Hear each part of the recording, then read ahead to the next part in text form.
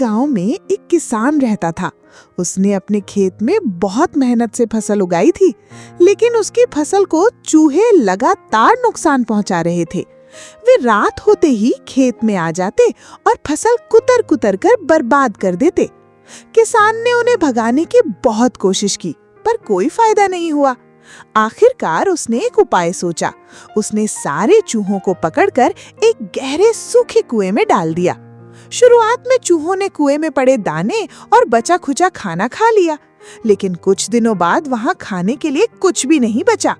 भूख इतनी बढ़ गई कि वे एक दूसरे पर टूट पड़े।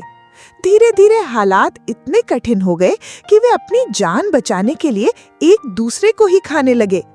कुछ समय बाद कुएं में सिर्फ एक ही चूहा बचा। जब किसान ने उसे देखा तो उसे उस पर दया आ गई। उसने सोचा, इसने कितनी कठिन परिस्थिति में खुद को जिंदा रखा है।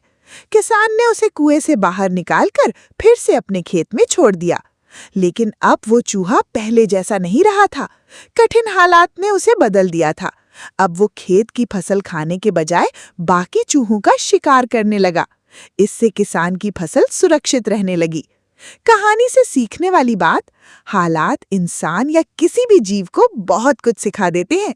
कठिन परिस्थितियां हमें बदल देती हैं और जीना सिखा देती हैं। किसान की दयालुता के लिए एक लाइक करो। ऐसी और मजेदार कहानी देखने के लिए चैनल सब्सक्राइब करो।